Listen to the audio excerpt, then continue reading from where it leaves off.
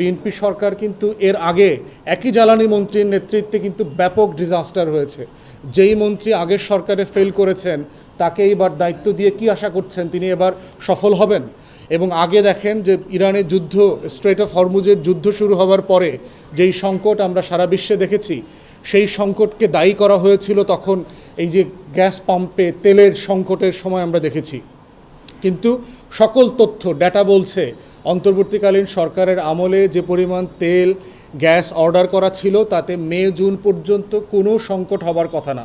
তাহলে লাইন তৈরি হইল কিভাবে এবং লাইনটা কখন চলে গেল? আপনারা খেয়াল করে দেখেন, যখন দুইটা বিদেশি কোম্পানিকে, খুবই আননোন, যার এই ধরনের জ্বালানি পদার্থ সরবরাহ করা কেনা বেচার কোনো হিস্ট্রি নাই, এইরকম দুইটা কোম্পানিকে 1 লক্ষ টন মেট্রিক টন করে আপনার এইটা আমদানি করবার সুযোগ করে দেওয়া হইল কোনো ধরনের টেন্ডার, আলোচনা, ভেটিং কিছুই ছাড়া। একটা কোম্পানি ইংল্যান্ডে রেজিস্টার্ড, একটা কোম্পানি সুইজারল্যান্ডে রেজিস্টার্ড। দুইটা কোম্পানির ওয়েবসাইট পর্যন্ত খুঁজে পাওয়া যায় নাই।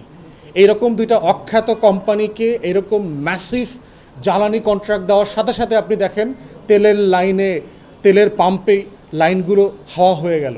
কই গেল ওই হাওয়াগুলো? আমাদের তো সংকট ছিল না, তাহলে জিনিসটা তৈরি কিভাবে হলো?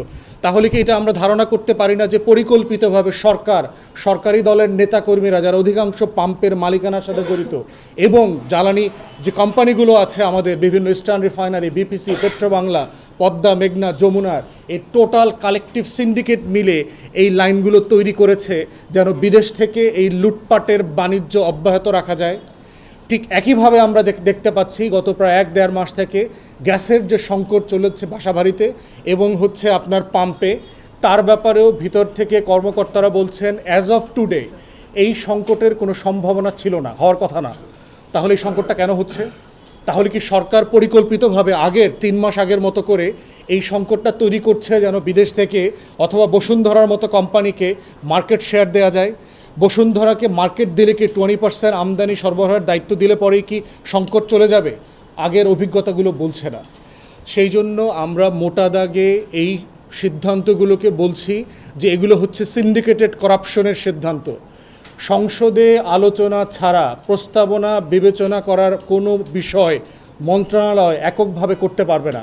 এবং দেখেন 24শে মে বসুন্ধরা চিঠি দেওয়ার পরে সরকার, জ্বালানি মন্ত্রণালয়, পেট্রোবাংলাকে, বিপিসিকে সবাইকে মিলে কমিটি করে দিল যে এই প্রস্তাবনাটা যাচাই বাছাই করবার জন্য। প্রস্তাবনার রিপোর্ট দেবার 2 দিন আগে সরকার এবং বসুন্ধরা জেনে ফেলেছে যে রিপোর্টটা তাদের পক্ষে আসতেছে না। তারা যে লুটপাটের রিপোর্টটা সরকারের কাছ থেকে চায়, ডিপার্টমেন্টগুলো থেকে চায়, এটা আসতেছে না। না আসার রেজাল্ট কী হয়েছে আপনারা দেখেছেন। 1 সপ্তাহের ভিতরে বিপিসির চেয়ারম্যানকে সরিয়ে দেওয়া হয়েছে, জ্বালানি সচিবকে সরিয়ে দেওয়া হয়েছে। তাহলে এই যে কাজগুলো চলছে, এই কাজগুলো নিয়ে সরকারের কোনো উচ্চবাচ্য নয়। এবং এমন একটা দিনগুলোতে এই কাজগুলো করেছে, সারা দেশে ছাত্রদল আর শিবির ক্যাম্পাসে মারামারি করছে। শুধু খেয়াল করে দেখেন কোন কোন দিনগুলোকে বেছে নেওয়া হচ্ছে এই ধরনের আত্মঘাতী, দেশবিরোধী, জনস্বার্থ বিরোধী সিদ্ধান্তগুলোকে নেবার জন্য।